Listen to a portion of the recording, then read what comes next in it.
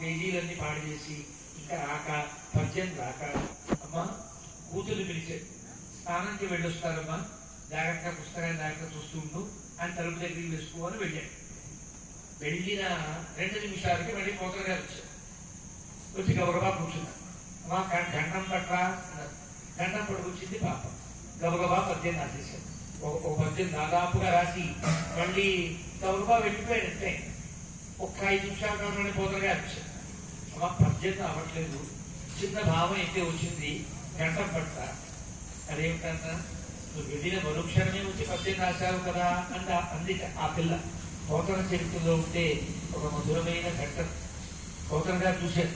చూస్తే ఆ పద్యం రాసింది కాదు, ఎవరు రాయగలరు? వైకుంఠం ఎలా ఉంటుందో ఎవరు చెప్పగలరు? వైకుంఠం చూసేవాడు ఎవడన్నా మళ్ళీ వెనక్కి తిరిగి రాగలడా? రాలేడే.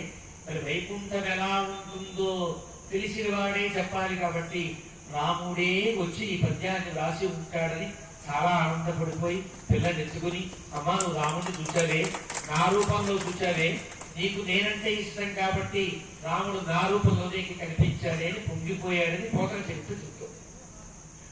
రామచంద్ర ప్రభువే రాసిన పద్యమని చరిత్రలో అంతా విశ్వసించే ఒక అందమైనటువంటి ఐతిహ్యం. ఏమిటా పద్యం అంటే మనకి బాగా తెలుసు. ఈ మధ్య ఆ పద్యం పేరుతో సినిమా కూడా వచ్చేసి, అలా వైకుంఠపురములో నగరులో ఆమూల సౌధంబుదాపల మందార వనాంతరామృత సర ప్రాంతేందు కాంతోత్పల పర్యంక రమా వినోదియగు ఆపన్న ప్రసన్నుండు విఫల నాగేంద్రము పాహి పాహియన కుయ్యాలించి సంబంధియై. అలా వైకుంఠపురములో నగరులో, నగరి అనాలా నగరు అనాలా మళ్ళీ తెచ్చా. అందరూ దాదాపుగా అలా వైకుంఠపురములో నగరిలో అంటాం అలవాటి. కానీ ఒక పెద్ద వ్యాఖ్యాత నగరి అంటే పురం అంటేనే పురం, మళ్ళీ పురంలో నగరం ఉన్నది కదా, ఏముంటుంది? నగరు ఉంటుంది. నగరు అంటే అర్థం ఆడవాళ్ళకి ప్రత్యేకంగా ఏర్పడ్డ అంతఃపురాలకి నగరులు అని పేరు. ఇప్పుడు భగవంతుడు ఎక్కడున్నాడు? ఆయన వైకుంఠంలో లక్ష్మీదేవి మందిరంలో ఉన్నాడని చెప్పాలి, లక్ష్మీదేవితో విహరిస్తున్నాడని చెప్పాలి. కాబట్టి పెద్దలు అలా వైకుంఠపురములో నగరులో ఆమూల సౌధంబుదాపల, అద్భుతమైన నగరం వైకుంఠ నగరం.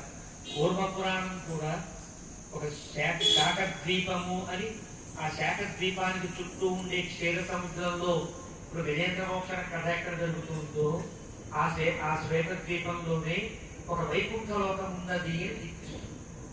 పూర్వపురాణంలో కనిపిస్తుంది. అద్భుతం. ఆ వైకుంఠ పురాణం వర్ణించిన తీరు కూడా చాలా అద్భుతంగా అనిపిస్తుంది.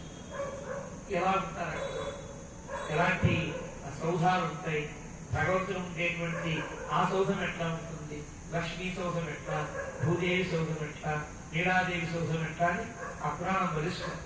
ఆ పురాణాన్ని చూసిన వ్యక్తి ఏం కాదు, ఆ పురాణానికంటే భిన్నమైన అద్భుతమైన ఒక దృశ్యాన్ని ఈ పద్యంలో నగరులో ఆమూల సౌధంబుదాపల, ఒక అందమైనటువంటి వైకుంఠ నగరం అది.